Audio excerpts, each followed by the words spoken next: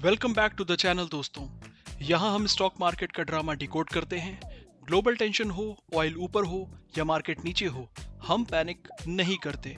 हम logic plus थोड़ी सी comedy use करते हैं। अगर मार्केट इमोशनल हो जाए तो हम उसको समझाते हैं, भाई तू गिर रहा है पर हम फिर भी इन्वेस्ट करेंगे। So grab your chai, sit tight, क्योंकि आज का full update filmy, full funny और फुल मार्केट स्मार्ट होने वाला है। Jai Hind my amazing fin boys. तो आज हम बात करने वाले हैं उन हीरोज की जो ना तो इंस्टाग्राम रील्स पे दिखते हैं, ना ही उनका कोई फैन क्लब होता है, लेकिन बिना इनके आपका AC, wifi, lift, 5G tower ये सब डेड है। हाँ जी, हम बात कर रहे हैं पावर केबल्स और ऑप्टिकल फाइबर्स की। इंडिया में कुछ ऐसे नाम हैं जिनमें से कुछ आप जानते हैं और कुछ बेनामी में जी रहे हैं। जी हाँ, Polycab, KEI industries, RR cable, Finolex cables, Sterlite technologies और पैरामाउंट कम्युनिकेशंस यानी कि पैरा केबल्स। ये कुछ ऐसे नाम हैं जिसमें से आपने कुछ सुने होंगे और हो सकता है कुछ पे आपका ध्यान ना गया हो।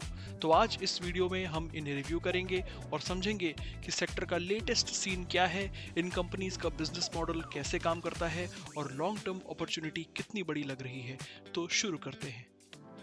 तो इस सेक्टर को दो सिंपल बकेट्स में रखते हैं, पावर केबल्स एंड वायर्स। यानी कि ये वो केबल्स हैं जो बिजली को पावर प्लांट से लेके आपके घर, फैक्ट्री, मेट्रो, EV चार्जर तक लेके जाती हैं। इनका use housing and real estate में होता है। इंफ्रा जैसे कि मेट्रो, रेलवेज, हाईवे लाइटिंग्स के लिए भी यूज होता है। रिन्यूएबल सोर्सेज जैसे कि सोलर एंड विंड के लिए भी इनका यूज होता है और इंडस्ट्रियल केपेक्स में इनके लिए काफी बड़ा एलोकेशन होता है। Secondly, optical fibres and fibre cables. ये ग्लास बेस्ड फाइबर्स हैं जिनके थ्रू डेटा ट्रैवल करता है, यानी कि 4G 5G networks, fibre to home broadband, data centres, cloud, IT parks and enterprises, ये सब इन्हें यूज करते हैं। तो एक लाइन में अगर कहें, power cable is equal to light and power, optical fibre is equal to your data and internet. Recently Indian cable industry ने काफ़ी स्ट्रॉन्ग परफॉर्मेंस दिखाया है।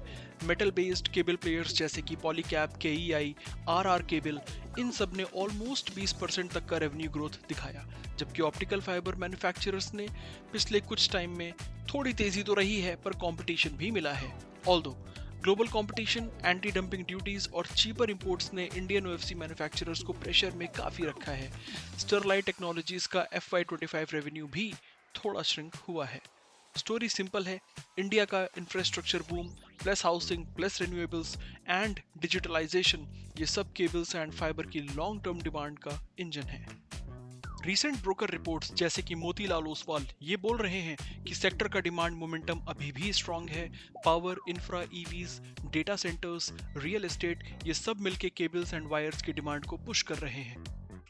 और हाँ जी, कंपटीशन में एक नया ट्विस्ट भी है। अडानी ग्रुप ने केबल सेगमेंट में नई एंट्री अनाउंस की है वाया द JV ग्रुप, जिससे शॉर्ट टर्म में एग्जिस्टिंग प्लेयर्स के लिए थोड़ा सा वॉलेटिलिटी बढ़ सकती है, पर बाद में अर्निंग्स स्ट्रॉन्ग आई और स्टॉक्स अगर रिकवर हो जाते हैं तो ये बहुत अच्छी न्यूज़ होगी। अगर आप लॉन्ग टर्म सोच रहे हो तो India plus infra and digitalisation का सीधा प्ले ये पूरा सेक्टर प्ले करने वाला है। अब एक नज़र डालते हैं इन कंपनीज के फंडामेंटल ब्रेकडाउन पे। देखिए, पहली कंपनी है Polycab India. Polycab India wires and cable segment का सबसे बड़ा प्लेयर है। इसका business mix wires and cables इसका कोर इंजन है। FMEG यानी कि फैंस, लाइट्स, स्विचेस में भी ये काम करते हैं। लास्ट ईयर की परफॉर्मेंस के हिसाब से केबल्स एंड वायर सेगमेंट का रेवेन्यू तकरीबन 19,000 करोड़ के आसपास रहा और 18% की ईयर ऑन ईयर इनकी ग्रोथ रही है। प्रॉफिटेबिलिटी की बात करें तो EBITDA मार्जिन्स इंडस्ट्री के टॉप लेवल पे थे। तो लास्ट क्वार्टर की अगर हम बात करते हैं तो इनका EBIT मार्जिन 15% के आसपास रहा। इसका करंट शेयर प्राइस है 9,000 रुपए। दूसरी कंपनी की बात करते हैं KEI इंडस्ट्रीज।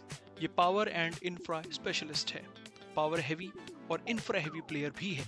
इसका product range low voltage, medium voltage and high voltage power cables का है। EHV cables, EPC projects, utilities, power grid and infra projects में काफी यूज आता है। लास्ट ईयर की परफॉर्मेंस की बात करें तो इसका तकरीबन 9,000 करोड़ का रेवेन्यू रहा है एंड 25% की ईयर ऑन ईयर ग्रोथ रही है, जो कि वाकई में काफी शानदार है। तीसरी कंपनी के बारे में बात करें वो है RR केबल। ये एक premium B2C plus fast grower है। सो ये डायरेक्टली कंज्यूमर से डील कर लेती है। एंड आरआर केबल थोड़ा सा लिस्टिंग में नया है, लेकिन ब्रांड काफी टाइम से मार्केट में है। इसका बिजनेस मिक्स भी वायर्स एंड केबल्स का सेगमेंट है प्लस एफएमईजी है। और अगर हम पिछले साल की परफॉर्मेंस की बात करते हैं तो 6,600 करोड़ का इनका रेवेन्यू रहा in the wires and cable segment. 14 से 15% का इनका ईयर ऑन ईयर ग्रोथ है, जो कि काफी शानदार है। और तीनों में यानी कि पॉलीकैब, केईआई और आरआर में हमें काफी ज्यादा अच्छी क्वार्टरली ग्रोथ भी देखने को मिली है। इसका शेयर प्राइस 1940 रुपए के आसपास चल रहा है। तो basically premium home wiring plus lifestyle electricals का प्ले है।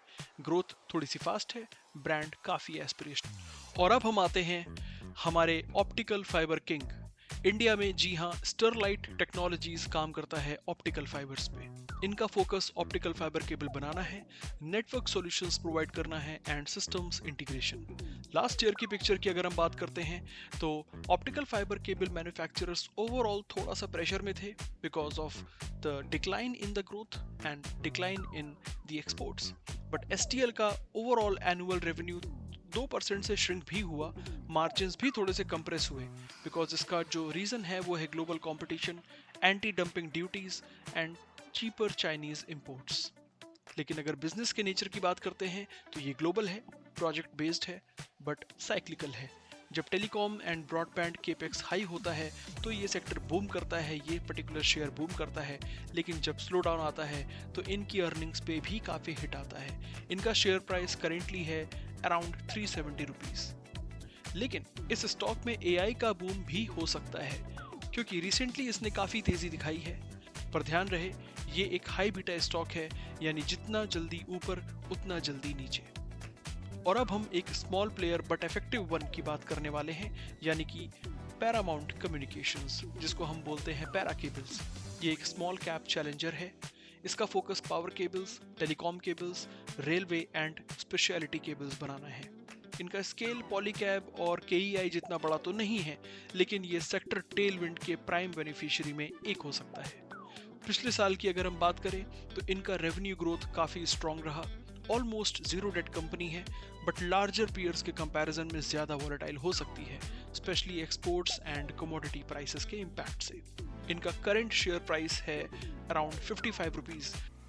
तो दोस्तों, समरी ये है कि power cable and wire India के infra, housing, renewables, EV charging सब के बीच में एक कोर बिल्डिंग ब्लॉक है। और ऑप्टिकल फाइबर, जैसे हम सभी जानते हैं, डेटा की डिमांड भी बढ़ रही है। सो जितना ज़्यादा डेटा हम कंज्यूम करेंगे उतनी ज़्यादा फाइबर की डिमांड बढ़ेगी। लेकिन global competition and trade policies इस सेगमेंट को थोड़ा सा साइक्लिकल बना देते हैं, इसलिए पोजीशन सोच समझ के रखें। टॉप प्लेयर्स जैसे कि Polycab, KEI, RR cable, Finolex cables power side पे स्ट्रॉन्ग पोजीशनिंग रखते हैं। तो अगर आपको ऐसे सेक्टर बेस्ड ब्रेकडाउन पसंद आते हैं तो शेयर ज़रूर करें और कमेंट्स में लिखें जय हिंद।